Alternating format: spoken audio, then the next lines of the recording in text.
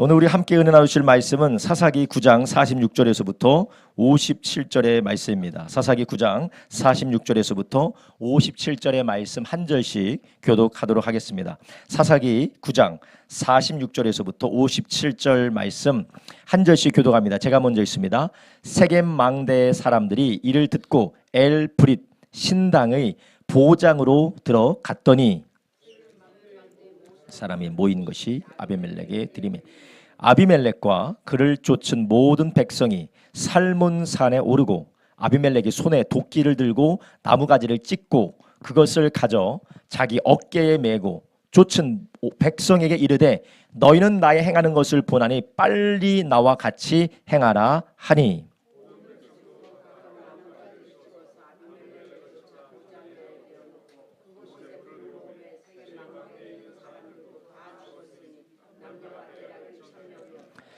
아비멜렉이 데베스에 가서 데베스를 대하여 진치고 그것을 취하였더니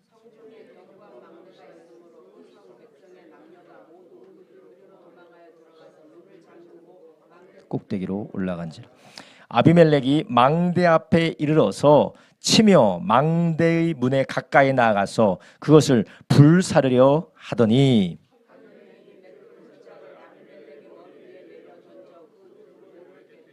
아비멜렉이 자기의 병기 잡은 소년을 급히 불러 그에게 이르되 너는 칼을 빼어 나를 죽이라. 사람들이 나를 가리켜 이르기를 그가 여인에게 죽었다 할까 하노라. 소년이 찌르매 그가 곧 죽은지라.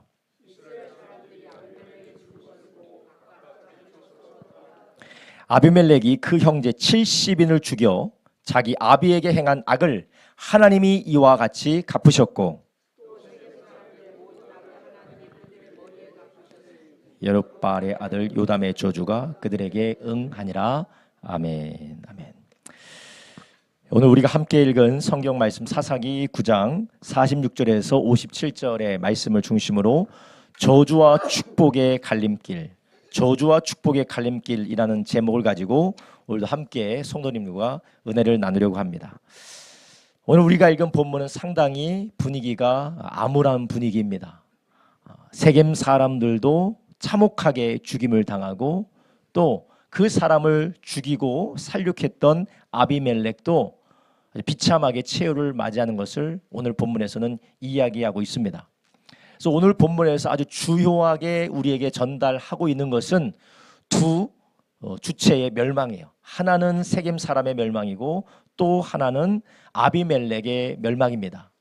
그런데 이 두 주체의 멸망을 마지막에는 하나님께서 뭐라고 말씀하시면서 이것을 마무리하시느냐, 이게 다 하나님께서 그들의 악과 죄악대로 갚으신 것이다 라고 말씀하고 있습니다.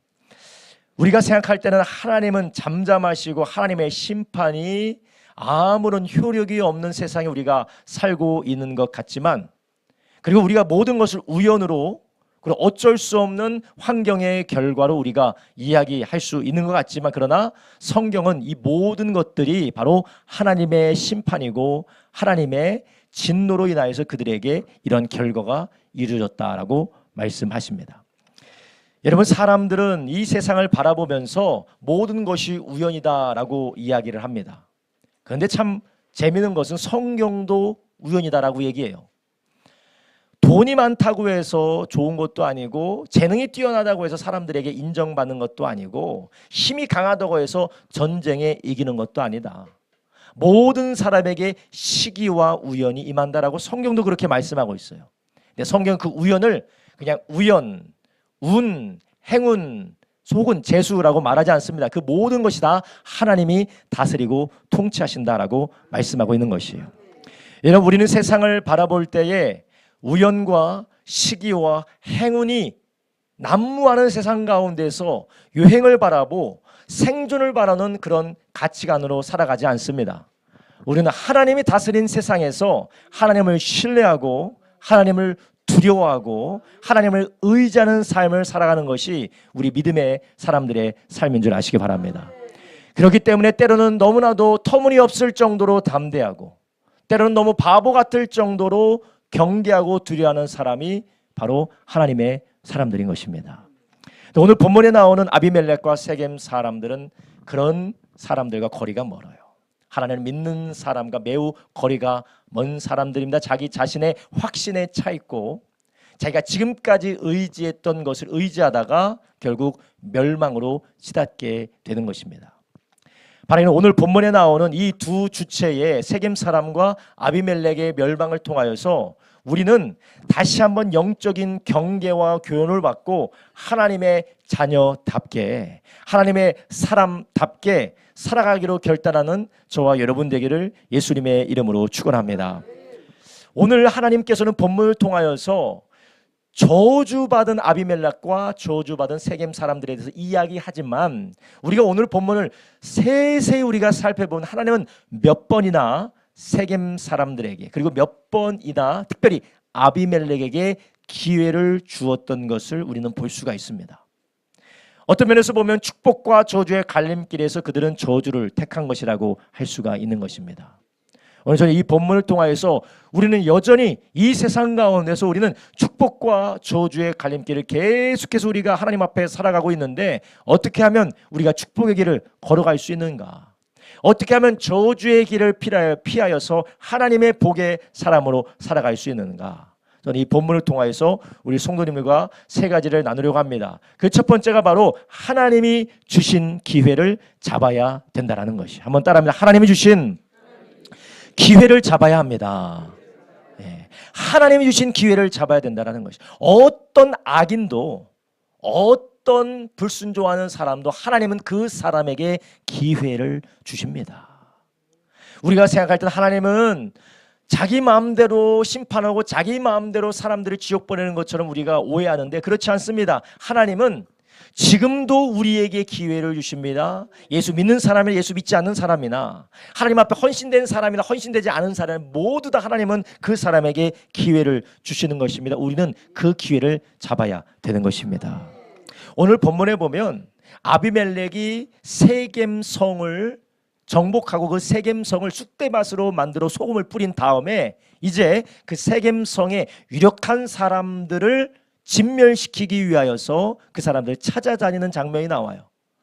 아비멜렉의 군대가 세겜의 귀족들, 세겜의 유력한 자들을 찾아서 진멸하려 한다는 소식을 들은 세겜의 귀족들, 세겜의 사람들, 오늘 본문에서는 세겜 망대 사람들이라고 나오는데요. 세겜 망대 사람들이 어디로 갔다 갑니까? 엘브릿 신당의 보장으로 들어갔다라고 46절에 말하고 있어요. 여기서 말하는 엘브릿 신당의 보장은 무엇이냐면요, 동굴을 말하는 거예요. 동굴입니다. 동굴이고 신전을 말하는 것이요. 엘브릿이라는 신을 섬기는 신전에 들어가서 숨었다라는 거예요. 그것이 얼마나 은밀하고 거기가 떨어진 한창 떨어졌던 곳인 것 같아요. 그래서 거기로 다 1,000명이나 되는 사람이 들어갔습니다. 근데 이 자들이 거기에 들어간 것은 전략적인 요충지이기 때문에 들어간 것이 아니에요. 이것은 하나의 정치적인 메시지고 그리고 하나의 그가 소망하는 메시지이기도 합니다. 무엇이냐? 바로 아비멜렉이 기돈의 70명의 아들을 살해하기 위해서 그가 용병들을 데리고 갈 때에 세겜 사람들의 지지를 받았습니다. 세겜 사람들의 지지를 받으며 또한 세겜 사람들로부터 군자금까지 받았어요. 펀딩도 받았어요. 근데 그 돈이 어디로부터 나오는 돈이었냐? 바로 바알 신전, 이 엘브릿과 비슷한 신전에서 돈을 받아서 그가 그 돈으로 왕이 된 것이죠. 그렇다면 이 세겜 망대 사람들이 보장으로 도망간 것은 여기가 안전하다고 생각하는 게 아니라 정치적인 메시지를 보내는 거예요. 우리가 너를 세워주지 않았느냐? 우리가 그 돈을 가지고 지금까지 우리가 너를 지지하고 그 돈이 없었을 때 이 돈으로 너를 세워줬는데 너는 어찌 그렇게 할 수 있느냐라고 지금 메시지를 보내는 것이에요. 사사기 9장 4절에 이렇게 말하고 있죠. 바알 브릿 묘에서 은 70개를 내어 그에게 아비멜렉에게 주매 아비멜렉이 그것으로 방탕하고 경박한 사람들을 용병들을 사서 자기를 쫓게 만들었다는 거예요. 자기 사병과 자기 군대를 그 돈을 가지고 조직했다는 거예요. 그래서 아비멜렉이 정권을 잡은 그 핵심적인 도움이 어디로부터 왔느냐? 바알 브릿 묘. 여기서 바알 브릿 묘는 신당을 말하는 거예요. 신당을 말하는 겁니다. 그럼 그 신당에 1,000명이 피하면서 어떤 정치적인 메시지를 주는 거냐? 우리가 너를 지지했는데 네가 그럴 수 있느냐? 네가 그렇게 해서는 안 되지 않느냐라는 메시지를 보내는 거예요. 이 메시지는 또한 세겜 사람들의 메시지일 뿐만 아니라 하나님께서 아비멜렉의 살육을 멈추게 하는 하나님의 메시지이기도 해요. 그런데 아비멜렉은 듣습니까? 듣지 않아요. 손바닥 바꾸듯이 야, 그때 니네 아니어서 내가 할 수 있었어. 니네 아니어서 니네가 안 하면 내가 다른 방법으로 돈을 모아서 내가 그 사병들과 함께 할 수 있었어 라고 그것을 뒤집고 그들을 다 태워 죽여버립니다. 하나님께서는 아비멜렉에게 이러한 기회, 돌이킬 수 있는 기회를 주셨는데 그것을 알아듣지 못하고 그는 자기의 욕심대로 자기의 욕망대로 하나님의 말씀이 하나님이 주신 기회를 저버리게 되는 것입니다. 여러분, 지금 우리가 사는 세상 명백하고 완고하게 하나님을 대적하는 것 같지만 하나님은 지금도 세상을 기다리시고 하나님께 돌아오기를 원하는 줄 아시기 바랍니다. 마지막 날에 모든 것이 불로 인해서 살라지고 하나님 앞에 심판을 받겠지만 그 날이 오기까지 하나님께서는 계속해서 기다리고 우리에게 기회를 주시는 것이에요.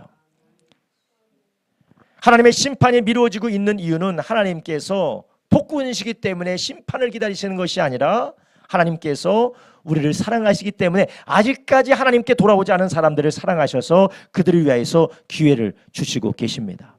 재앙을 통해서든지 아니면 여러 가지 혼란스러운 일을 통해서든지 인간이 얼마나 취약하고 연약하고 하나님 앞에 돌아와야 되는 존재인지를 하나님께서 깨닫게 해주시는 시간들을 계속해서 주시는 겁니다. 그래서 마태복음 5장 43절부터 45절에 하나님이 어떠한 하나님이라고 말씀하십니까? 이렇게 말씀합니다.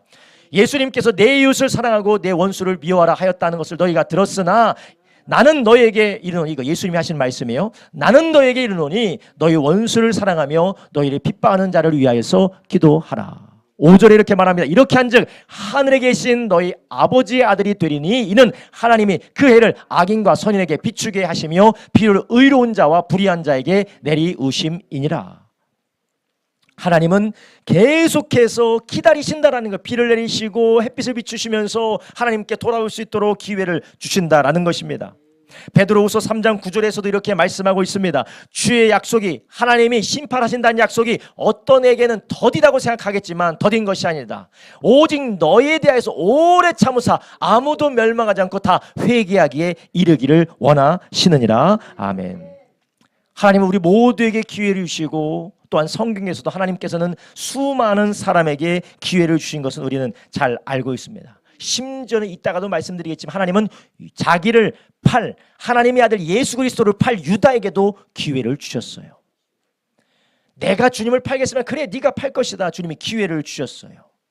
하나님은 기회를 주셔서 돌이킬 수 있도록 하시는 것입니다. 또한 우리는 기회 주시는 그 하나님 앞에 우리가 오해하지 말아야 될 것이 있습니다. 지금 나의 순적함과 지금 나에 되어지는 것이 하나님께서 승인했다거나 아니면 하나님께서 나를 축복하심이 아님인 것을 기억해야 됩니다.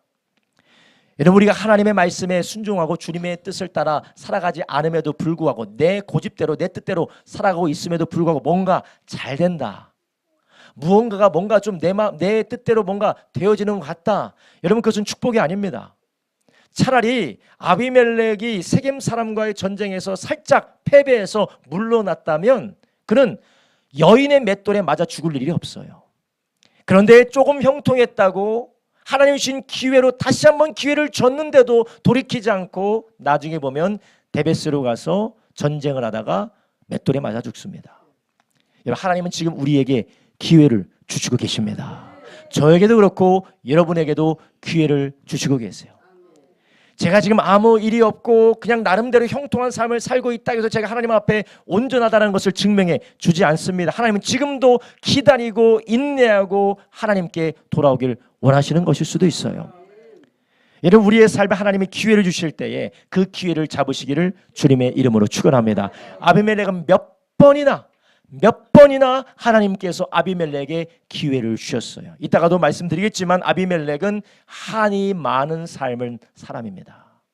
아버지를 아버지라 부르고 싶지만 그 아버지가 살고 있는 동네에 들어가 보지도 못하고 첩의 자식으로 자라서 많은 어려움과 한이 있던 사람이었어요.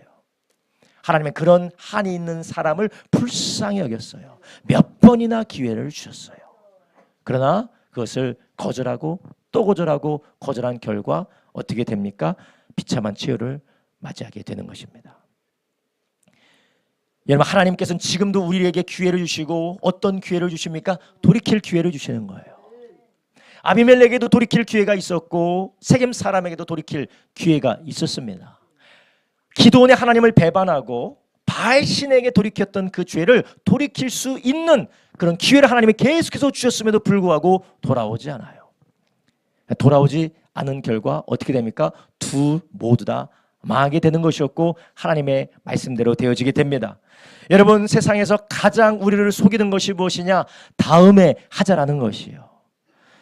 여러분, 우리가 하나님께서 우리에게 기회를 주실 때 우리는 늘 다음에 기회가 되면 조금 더 상황이 괜찮아지면 내가 할 수 있을 때 하자라고 그렇게 이야기를 합니다.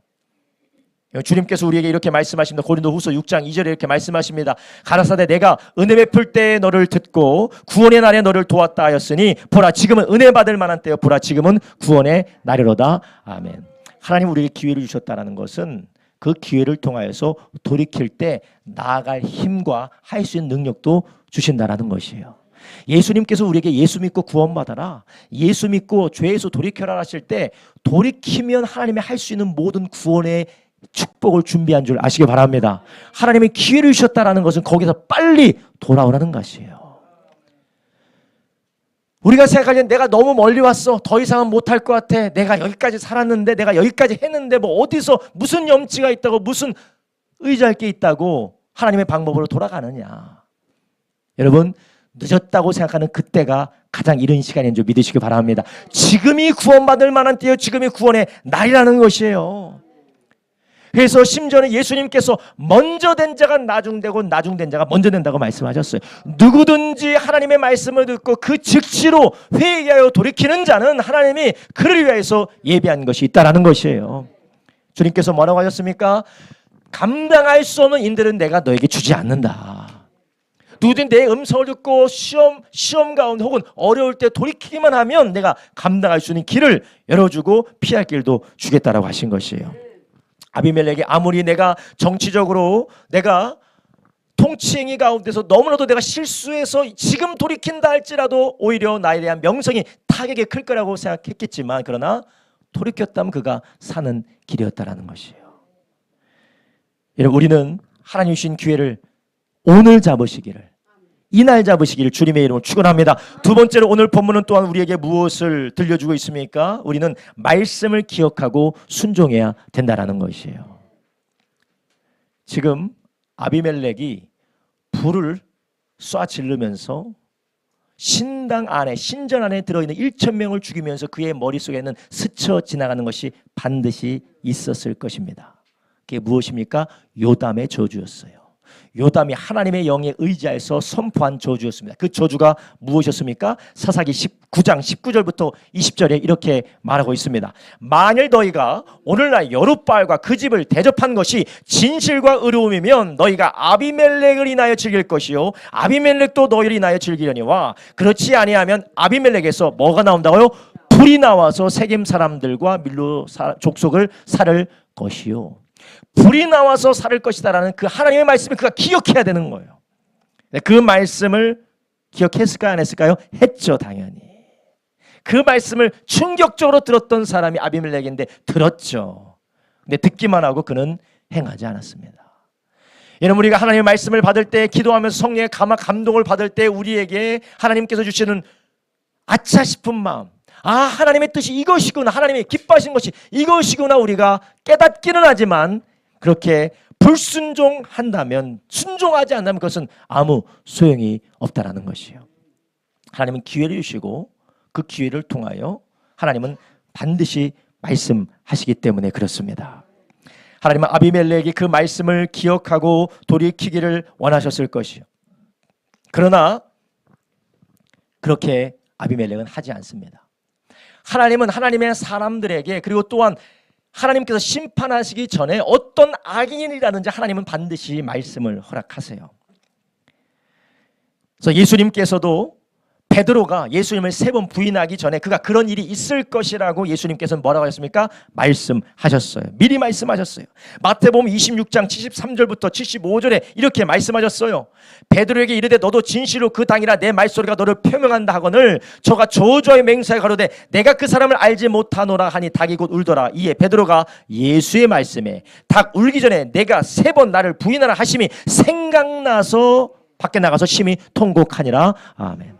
하나님의 말씀을 기억한 베드로, 그 말씀을 기억하고 예수님의 말씀을 기억하고 그는 돌이켜서 그가 살게 된 줄 아시기 바랍니다.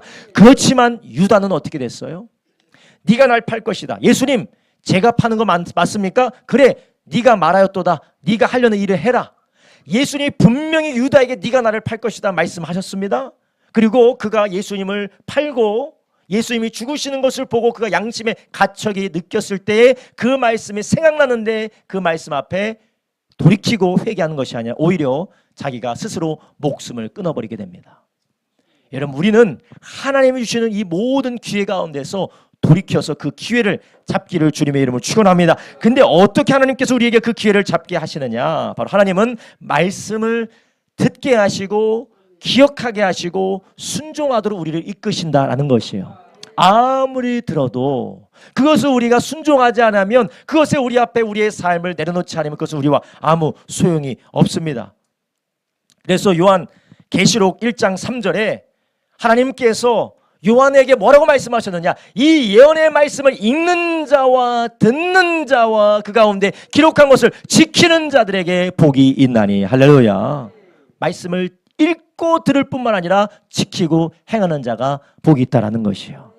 아무리 하나님 말씀을 듣고 또 들어도 그것을 행하지 않는다면 아무 소용이 없습니다. 그래서 예수님께서 우리에게 귀 있는 자는 들으라, 계속해서 그렇게 들으라 말씀하셨지만 진정으로 복 있는 사람이 누구냐? 그 말씀을 듣고 행하는 사람이라는 것이에요.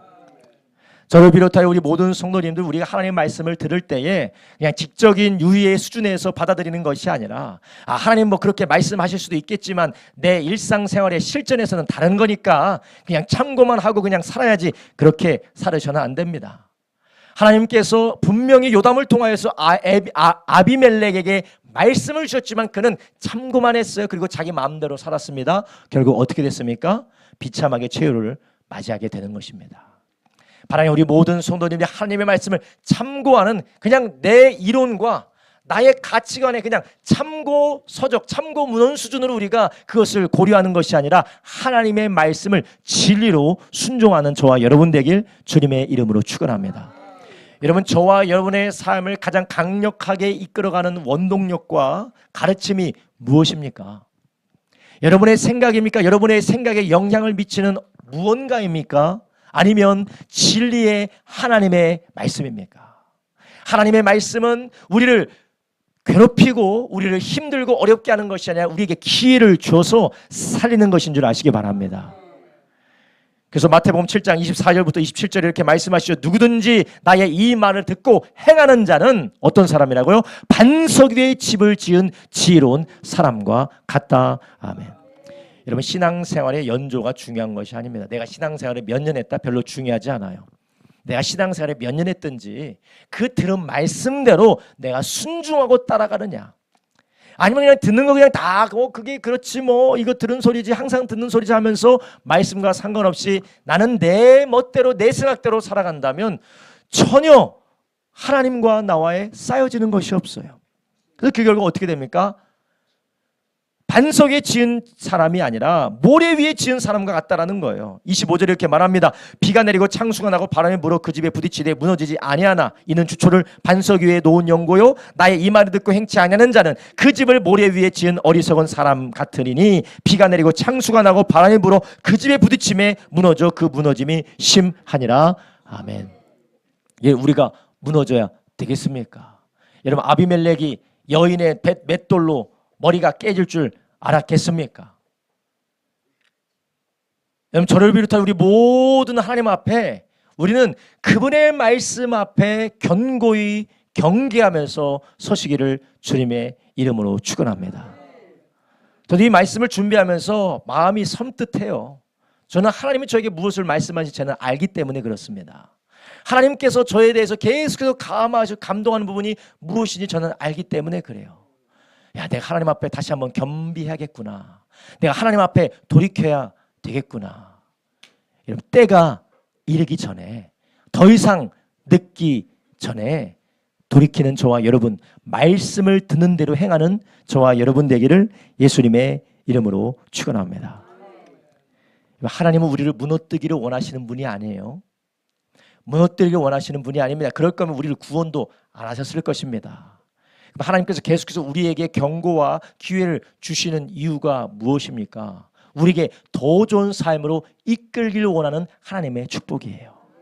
또 하나님께서 우리가 계속해서 듣지 않으면 우리가 어느 고난과 재앙에 빠진다 하더라도 그 재앙을 통하여서 하나님 또한 더 복된 길로 인도하는 줄 아시기 바랍니다. 그렇기 때문에 우리 그리스도인들은 하나님의 협박 앞에 우리가 덜덜 떠는 것이 아니라 좋은 말로 할래 갈 때, 좋은 말로 할 때 좋게 가시기를 주님의 이름으로 축원합니다. 하나님 우리를 사랑하시기 때문에 결국 우리를 통하여 아름다운 복을 온전한 길로 인도하기 원하시는데 계속해서 듣지 않는 거예요. 계속해서 듣지 않고 고집을 부리고 이것 붙들고 저것 붙들고 도무지 움직이지 않으면 하나님은 어떻게 하십니까? 이것도 놓게 하고 저것도 놓게 하고, 그래 네가 인생의 짐이 너무 무거워서 나를 못 따르게 하면 내가 다 가져갈게.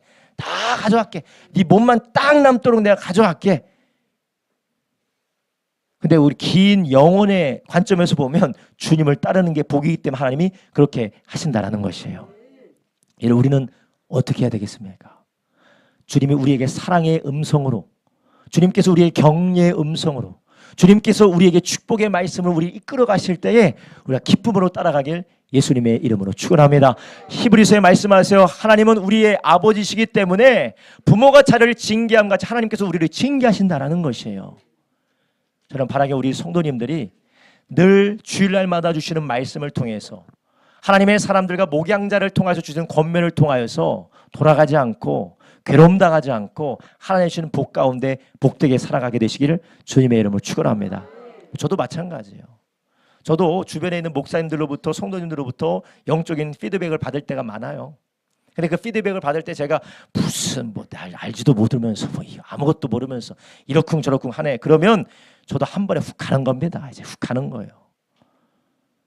하나님의 말씀을 드릴 때에 겸손히 순종하는 저와 여러분 되길 주님의 이름으로 축원합니다. 그리고 또 오늘 마지막으로 오늘 본문에서 하나님께서 우리에게 기회를 잡으라고 하시고 듣는 말씀에 순종함으로 하나님께서 주신 복으로 가라고 하실 뿐만 아니라 마지막으로 상처를 하나님께 가져가야 된다라고 말씀하고 있어요. 여러분, 오늘 본문에 등장하는 이 빌런, 아비멜렉이라는 이 빌런이 되는 이유가 있습니다. 여러분의 삶에서 요즘 하는 얘기가 빌런 총량의 법칙이라고 해서 어디 가든지 빌런은 다 있다고 그래요. 여기도 빌런이 있고 저기도 빌런이 있고. 그래서 빌런이라는 말은 악당이라는 말입니다. 악당이 어디 가나 다 있다라는 거예요. 직장에서도 악당이 있고 학교에서도 악당이 있고 가정 안에서도 악당이 있고 악당이 꼭 한 명이 있다라는 거예요. 근데 그 악당은 그 악당의 이유가 있어요. 전 디즈니 만화를 참 좋아하는데 그 디즈니 만화 보면 얼마나 그렇게 섬세하게 악당의 상처를 잘 표현하는지 감동이 먹을 정도예요. 여러분, 빌런에게는 그 빌런의 이유가 있습니다. 아비멜렉이 이렇게 잔인하고 참혹하게 그 일을 벌이는 이유가 있어요. 그는 누구의 아들로 태어났습니까? 기드온의 아들이었지만 기드온의 처로부터 태어난 것이 아니라 첩으로부터 태어났어요. 그래서 기드온이 살고 있었던 동네에 들어가지도 못하고 그는 세겜에서 첩과 함께 살았습니다. 차별을 당했어요. 배제를 당했어요. 심지어는 혐오도 당했습니다. 자기가 잘못한 것 때문에 그런 것이 아니라 부모가 잘못한 것 때문에, 자기 잘못이 아니라 사회가 그렇게 자기를 낙인 찍는 것 때문에 기드온은 상처를 받았다는 거예요. 근데 이 상처를 하나님께 가져가지 못하니까 어떻게 됩니까? 빌런이 되는 것이에요. 여러분, 혹시 여러분이 빌런이라고 생각하십니까? 혹시 여러분 곁에 있는 누군가가 빌런이라고 생각이 되십니까? 여러분, 그런 분들을 하나님께로 모셔가시기를 주님의 이름으로 축원합니다. 네. 오늘 본문에 보니까 후반부 이렇게 말하고 있습니다. 56절에 이렇게 말합니다. 아비멜렉이 그 형제 70인을 죽여 누구에게 행했다고요? 자기 아비에게 행한 악을 이같이 갚으셨다. 아비멜렉이 그렇게 형제 70인을 죽인 것은 그 안에 복수심이 있었다라는 거예요. 아버지를 향한 증오와 복수심이 있었다라는 거예요. 그러니까 평생의 아빠 때문에, 형제 때문에, 엄마 때문에 상처받은 것 때문에 그 상처로 인하여서 그것이 자라나 큰 악으로 자라나게 된 것이었습니다. 그리고 그 상처가 결국 사람도 멸망시키고 자기를 멸망시키는 그러한 일이 생기게 됐던 것이었습니다. 세겜 사람도 마찬가지입니다. 세겜 사람도 한때는 잘 나가는 자들이어서, 한때는 이스라엘 가나안 땅에서 잘 나가는 자들이었지만 하나님께서 하나님의 사람들을 보내신 이후로 세겜의 주류가 유대인들, 하나님의 백성들이 되는 것이, 그것이 한이 된 것이었어요. 그 한을 어떻게 풀었느냐? 우상을 섬기며 음모를 꾸미며 한을 풀었더니 어떻게 됩니까? 다 망하게 되는 것이에요. 여러분, 우리 안에 상처가 없는 사람이 어디 있습니까? 아빠 때문에 상처받고, 엄마 때문에 상처받고, 친구 때문에 상처받고, 사회 때문에 상처받고, 사회 구조 때문에 상처받고, 내 자신 때문에 상처받고, 상처가 없는 사람이 세상에 어디 있습니까? 여러분, 우리가 교회에 나올 때 가장 괜찮고 정상적인 얼굴로 나와서 그렇지, 여러분 다 상처가 다 있어요. 나도 어떻게 해볼 수는 내가 있는 거예요. 근데 이것을 내 힘으로 혹은 그 상처 때문에 어떤 사람은 성공에 집착하고, 어떤 사람은 사람에 집착하고, 어떤 사람은 파괴적인 방법으로 물질에 집착하는 사람들, 그런 상처는 결국 나도 죽이고 남도 죽이게 된다는 것이에요. 근데 여러분, 이것을 우리는 어떻게 됩니까? 하나님께 가져가시기를 주님의 이름으로 축원합니다. 이 상처를 우리의 죄로 말미암아 죄악된 세상에 살면서 우리 가운데에 이 불거진 이 상처를 하나님을 저주하고 세상을 저주하고 자신을 저주하는 일에 모든 에너지를 쓰면 결국 사망으로 끝이 나게 되는 것입니다. 그러나 이 상처를 긍휼히 여기시는 하나님께 가져가면 그것이 복으로 바뀌는 줄 아시기 바랍니다. 여러분, 상처 중에 가장 큰 상처를 받은 사람이 누굽니까? 사무엘상에 한나라는 여인이 나옵니다. 한나라는 여인, 그 여인이 아이가 없기 때문에 자기를 제치고 들어온 한 여인이 남편의 사랑을 받고 남편에게 더 각광을 받는 걸 보면서 얼마나 그 마음 가운데 한이 서렸는지 상처 받을 만 하잖아요. 그 상처 받아서 그 여인을 향해서 음모를 꾸미고 그 여인을 암살을 하든 독살을 하든 어떻게든지 수단을 부릴 수 있었는데, 그는 그 상처를 어디로 가져갑니까? 하나님께 가져가는 것이에요.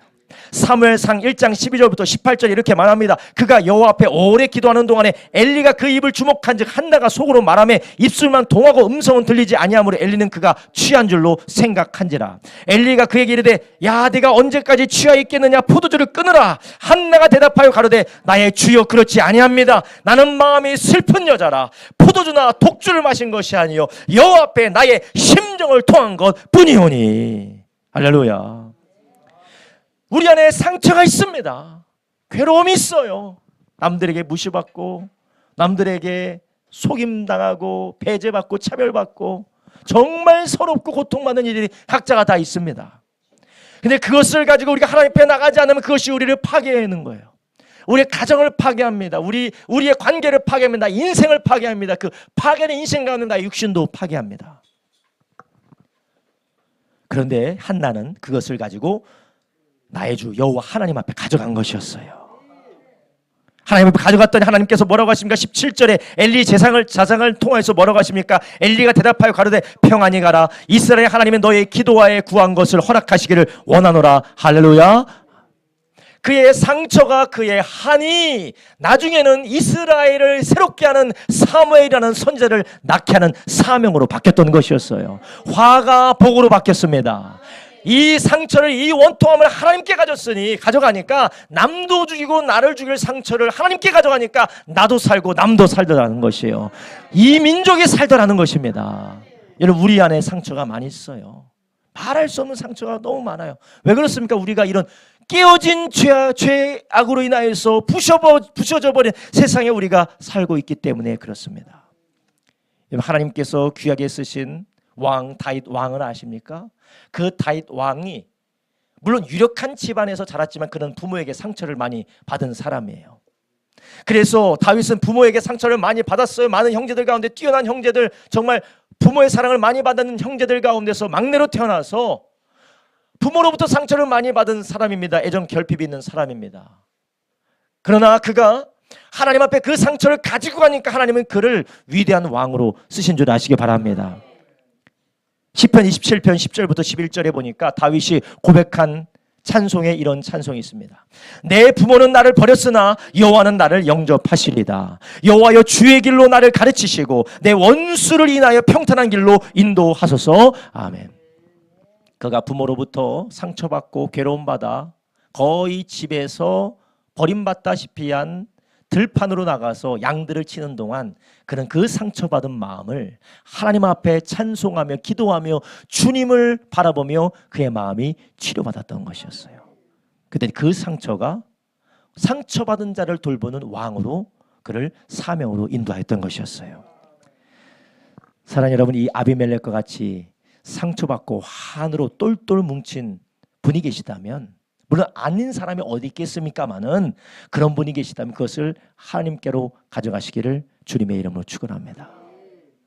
또한 우리 하나님께서는 우리가 죄로 인하여서 마땅히 상처받아 마땅하고 우리가 죄로 인하여서 망할 수밖에 없는 세상에 살아 마땅함에도 불구하고 하나님은 우리를 긍휼히 여겨주셔서 그 사랑 안에서 우리를 구원하기 위해 하나님의 아들을 보내주신 줄 아시기 바랍니다.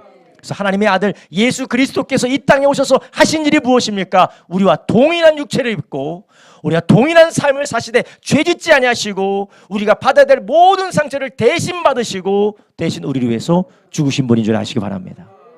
그래서 히브리서 4장 15절부터 16절에 예수님을 뭐라고 하십니까? 우리에게 대제사장이 있다. 예수님의 대제사장으로서 우리의 연약함을 불쌍히 여기지 않는 분이 아니라 치유하다라는 것은 긍휼히 여긴다라는 거예요. 그분은 우리의 대제사장이신 예수님은 우리를 불쌍히 여기지 않는 분이 아니라 우리 모두 우리와 같이 되셔서 시험을 받은 자로 돼 죄는 없으시니라. 예수님은 제자들에게 배신당하신 분이죠. 예수님은 심지어는 아버지 하나님으로부터 버림받으신 분입니다. 그래서 예수님께서 십자가에서 고난받으시고 죽으실 때 뭐라고 부르짖습니까? 나의 하나님 어찌하여 나를 버리셨나이까. 하나님께 버림받은 그런 상처를 우리의 죄 때문에 예수님 대신 당하셨어요. 우리의 상처와 괴로움과 고통을 가지고 우리 예수님께 다가갈 때 나아가면 우리 주님은 우리를 치료하시는 줄 아시기 바랍니다. 그래서 16절에 말하면 그러므로 우리가 긍휼하심을 받고 때를 따라 돕는 은혜를 얻기 위하여 은혜의 보좌에 담대히 나아갈 것이니라. 아멘. 여러분, 우리는 늘 우리의 삶에 축복과 저주의 갈림길에 서서 우리는 선택의 삶을 살아가고 있어요. 이런 그때 우리는 상처받았다고 내가 힘들고 어렵다고 하나님께 나가는 것이 아니라 내 방법대로 세상의 방법대로 풀고 세상의 방법대로 삐뚤어지기를 이것이 맞는 방법이다라고 하는 세상의 방법을 따라가고 계십니까? 아니면 나를 지으시고 나를 위해서 죽으시고 부활하신 예수님 앞에 그것을 조용히 가지고 가십니까? 여러분, 우리가 살다 보면 정말 서러운 때가 많습니다. 저도 이 목회를 하면서 서러울 때가 정말 많아요. 아빠가 목사가 아니어서, 부모님이 막 부자가 아니어서 막 어려울 때가 많죠. 근데 나중에 그것을 예수님께 가져가면 예수님께서는 그거를 치유하시고 오히려 더 연약한 사람 볼 수 있는 눈을 보여주시는 거예요. 우리 안에 다 상처가 있습니다. 나는 저 사람 보면 왜 얼마나 부러울까? 왜 나는 이럴까? 내가 잘못한 것도 없는데 왜 사람들은 나를 그렇게 쳐다보는 걸까? 근데 이것을 예수님께 가져갈 때 주님은 오히려 그것을 사명으로 만들어 주셔서 괴로운 가운데 있는 사람을 긍휼히 여길 수 있는 마음을 주시는 거예요. 이 시대의 한나가 저와 여러분 되기를 주님의 이름을 축원합니다.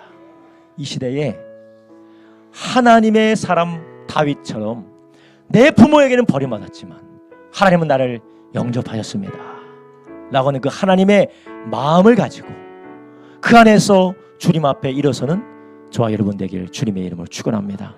우리가 예수님께 가져가면 아무리 부끄럽고 수치스럽고 괴로워도 이것을 예수님께 가져가면 예수님은 뭐라고 하잖아요. 손가락질하지 않으세요. 탓하지 않으십니다. 그래, 힘들었지, 어려웠지, 내가 너를 위해서 십자가에서 대신 담당했다. 내가 너를 위해서 십자가에서 다 책임졌다. 이제 내 안에서 너는 새롭게 될 거야. 이 주님의 위로를 받는 저와 여러분 되기를 예수님의 이름으로 축원합니다. 살아계신 아버지 하나님 감사를 드립니다. 우리 주님께서 오늘 본문을 통하여서 말씀을 통하여서 하나님 아비멜렉과 같이 하나님 상처 많은 우리가 하나님 아비멜렉과 같이 하나님의 말씀을 듣지 않고 내 멋대로 내 뜻대로 달려가는 우리가 이제 주님의 기회를 붙들고 주님의 말씀을 기억하고 하나님께로 돌이키게 하시는 하나님의 은혜를 구하는 자로 되도록 말씀 주셨사오니 주여 우리가 오늘이라고는 이때에 돌아가게 하여 주시옵소서. 하나님 아버지 우리가 안에 수많은 상처가 있습니다. 사람 때문에 하나님 부모 때문에 아니면 하나님 주여 환경 때문에 하나님 사회의 구조 때문에 편견 때문에 받는 수많은 상처가 하나님 우리를 죽이고 남들을 죽이는 악으로 우리 가운데 자라는 것이 아니라 이것을 가지고 하나님께 나아감으로 하나님 주시는 복으로 바뀌게 하여 주시옵소서. 이것을 위하여서 예수님께서 우리를 대신하여 죽기 위하여 이 땅에 오시고 우리 위해서 대신 십자가에 못 박혀 죽으셨사오니 이 주님 앞에 나가게 하여 주시옵소서. 믿음의 주요 온전케 하시는 예수 그리스도를 바라보러 가신 주님, 우리의 모든 것을 주님께 가지고 나가는 우리가 되게 하여 주시옵소서. 하나님 그래서 우리가 이제는 저주가 아니라 복을 택하게 하여 주시옵시고 주여 이제는 우리가 원망이 아니라 감사를 택하게 하여 주시옵시고 하나님 이제는 죽이는 것이 아니라 내가 주 안에서 다시 사는 길을 택하게 하여 주시옵소서. 감사드리며 예수님의 이름으로 기도드렸사옵나이다. 아멘.